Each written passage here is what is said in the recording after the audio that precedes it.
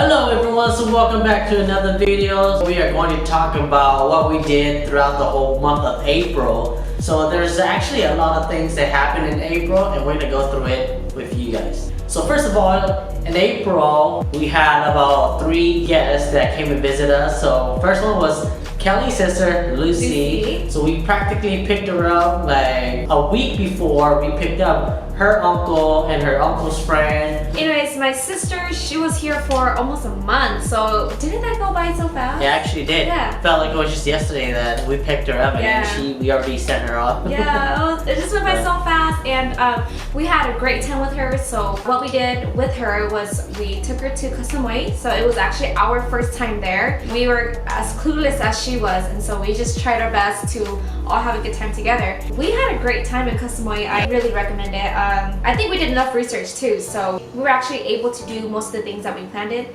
except for maybe one tour, but that was fine. So we only stayed in Koh Samui for about 3 nights, so 4 days and 3 nights, which was enough time for us to go through a tour, cruise around the islands, and then visit some temples and some statues. Koh Samui is really beautiful. You can enjoy the sunset. It's also really easy for you to rent a motorbike and cruise around the island. It's really easy. I think we highly recommend Koh Samui if you plan on visiting some islands. So if you're interested in like a fire show, I think Art Bar Beach is one of the best place for you to go hang out, have a beer, and enjoy the fire show. If you were to Google the fire shows in Koh Samui, then I'm pretty sure Art Bar is gonna pop up. Either Art Bar or Chiang Beach, but they're practically just right next to each other. So it was beyond my expectation. I was just imagining like a little fire show, but oh my god, it was just so amazing. Like Poor was like, "Be quiet, Kelly. Your voice is so annoying in our video." I mean, I didn't say that, but it's just like but every video she was like,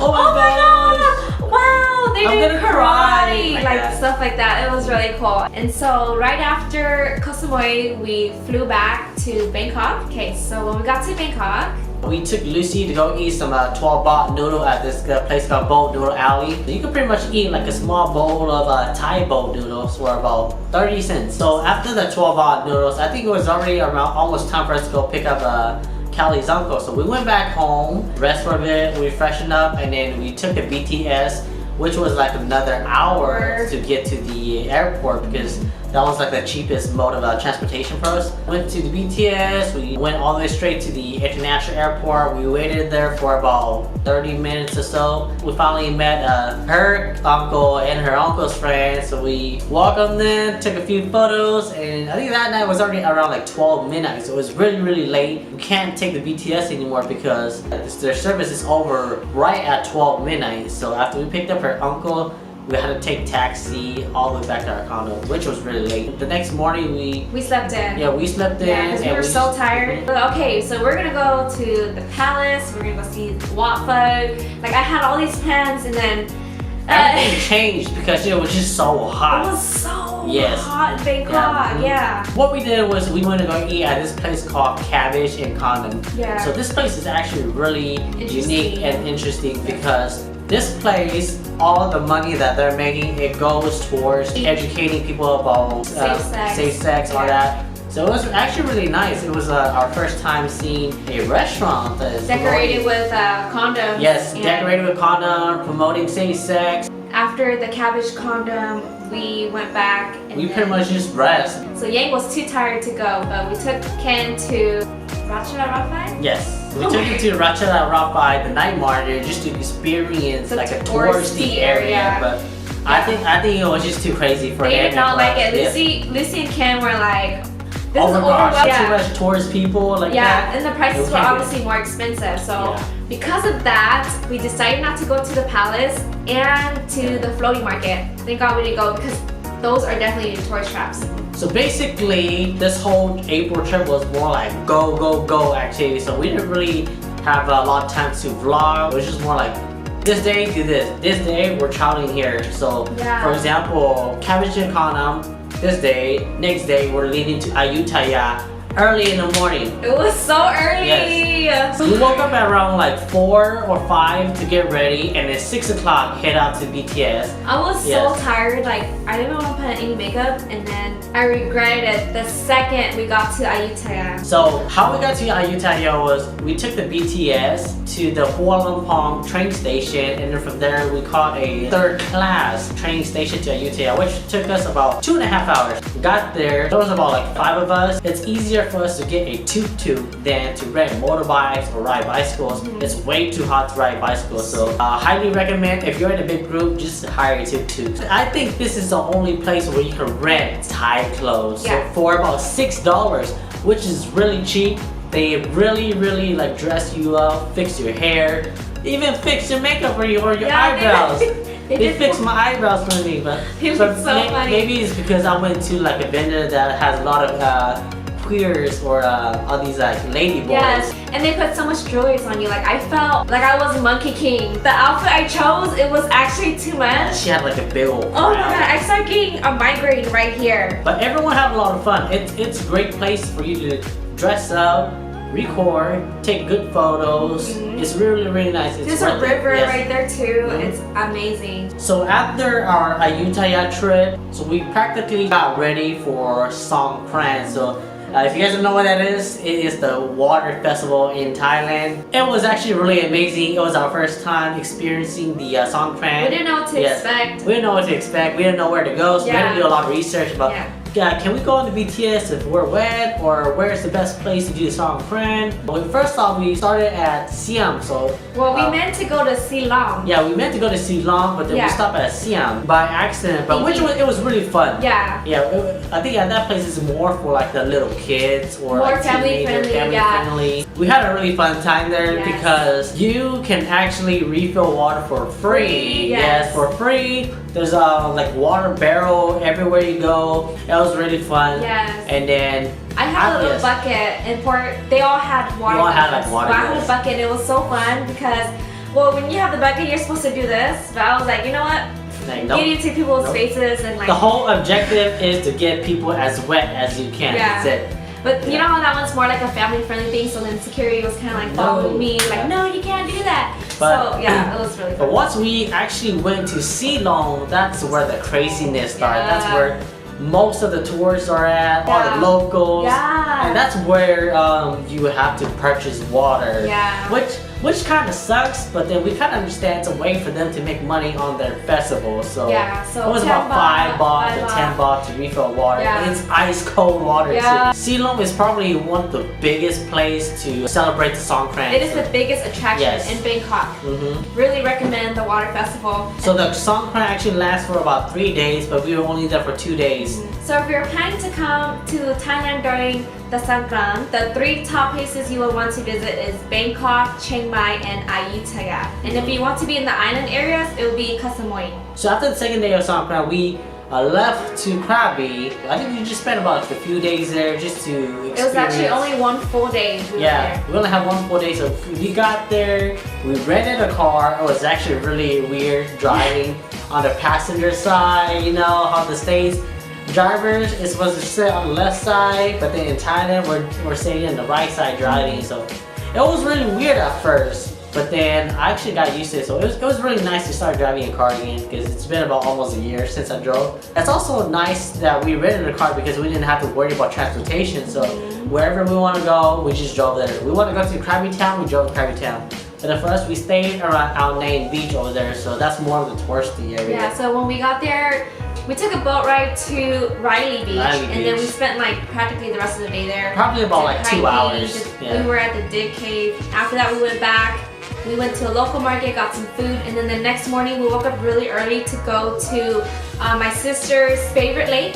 Khao Sak, right? It's not really a favorite lake. But it's one of the hidden gems in Krabi. Or in Thailand. Yeah, or in Thailand. And it took us 2 hours to get there. Yeah. Oh my god, it was so hot. Like we were planning to go on a boat ride through the lake. Through all the limestones. Woo, but it was way too hot. We were like, no, I'm so sorry, Bridget. I'm sorry, I can't do it. Oh yeah, I was so surprised when we got there. There was kind of like, oh, is it? This let's get back in the car. And I was, Ken was like, oh, it just looks like Las Vegas 152, like that. I was like like, a fishing okay. lake. It just reminds me of one of the lakes I go fishing at. But yeah, but at least we made the effort to go, and I think they were more excited about the hike. Yes. And so when we got back to Krabi, we were like, you know what? Since we're not doing Yeah. the boat ride through the limestone, let's go to the Tiger Cave. yeah, See if you guys want to do the hikes. We actually went there, and they were so down to do the hike.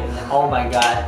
I was like, what made you change your mind? I was like, I don't even want to think about it. I had so much. I had like a nightmare about this place. The very first time me and Kelly did it, she made it. I failed. I did not want to rush myself like the first time, and so me and Corby really took our time. If we all went together at the same speed, I think we would have passed out. So, Yeah. if you want to make it up there, you gotta be behind Kelly because she's really slow. And I made it because of her, because I was behind her. It's Yeah. really worth it. So if you're tired, take as many breaks as you want because it's really worth it once you get up there. I can't explain it. It was just so beautiful. So if you ever go to Krabi, I really recommend the Tiger Cave. And the next morning, we just left. And then we flew back to Chiang Mai. So we were practically there just to kind of like explore Chiang Mai a little bit. And then the next day, we rented motorbikes. It was actually Lucy's, Ken, and Ying's first time riding motorbike there. So it took us a while to actually lead to the destination that we wanted to go because it was their first time, so they were still getting like tutorials about how to operate the bike or how to drive around the the host city. was really nice to show them.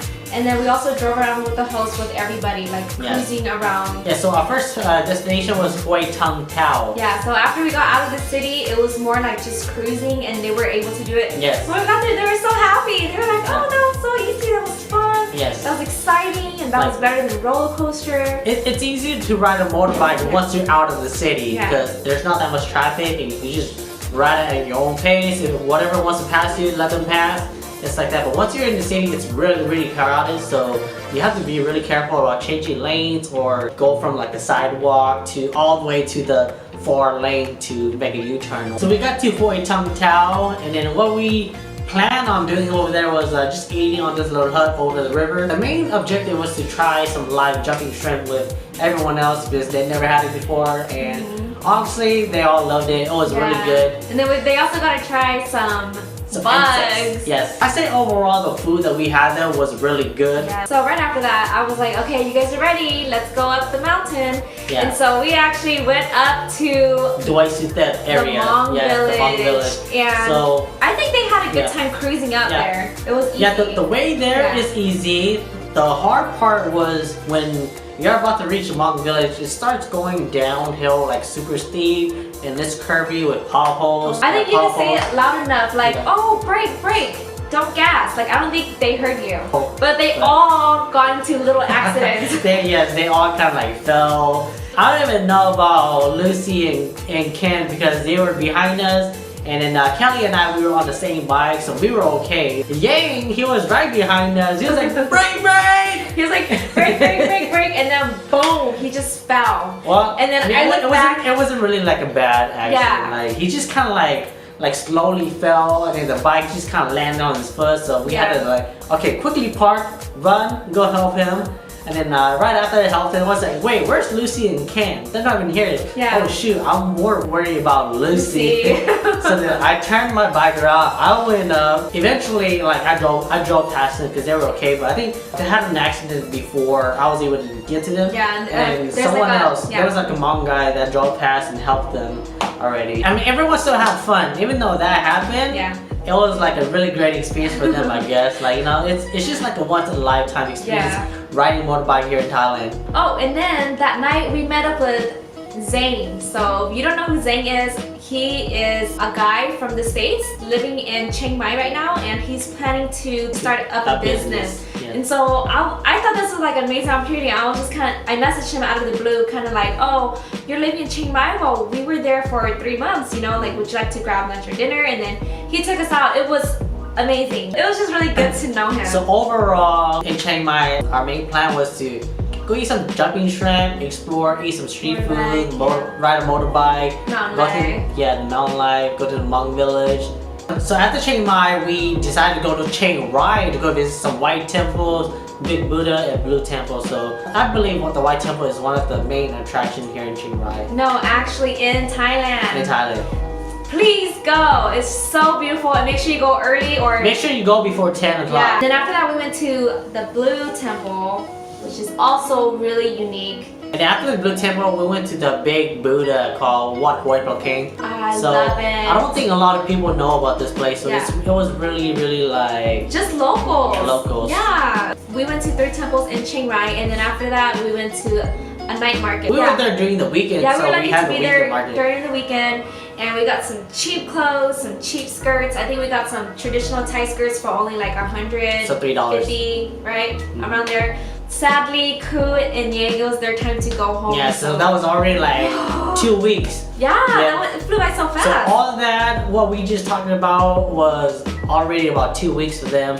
And then Ken and Ying, they flew back to Bangkok. They had their whole time over there for like the next 2-3 days yeah. before they head back to the States. And then we took the bus down back to Chiang Mai to do some last minute shopping. It was just chill, last minute shopping, and we watched the Avengers Yes! Endgame. So in Thailand, the Avengers came out on the 24th, Yeah. but it comes out on the 26th for the States, Yeah. which is good for us. Okay, anyways, moving on. So after Chiang Mai, we practically just came back to Bangkok. And so after that, we dropped Lucy off at the airport.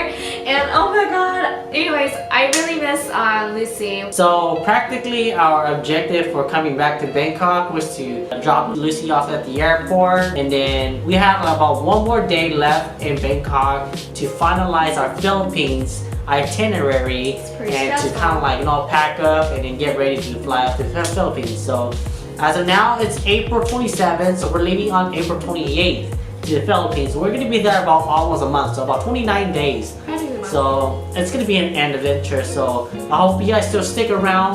We'll do our best to vlogs and make videos for you guys, because we gotta be cautious being in the Philippines, because there's actually a lot of stuff that goes on there. Yes. Snatchers, so we really need to be careful. But anyways, that's practically our whole month in April. Yeah. And the lighting is getting dark because we're here by the window and it's sun setting. Yeah, So that's some of the things that you can do within 2 weeks, or it really depends on the holidays or the season that you come to. But if you come in April, that's what you can do in about 2 weeks or 1 month. Yeah. But if you have any questions, let us know. So what we did is practically something somebody would do if it's their first time in Thailand. Yes. Yes. But anyways, thanks for watching, Bye, and we y'all. will see you in the next video. Yes.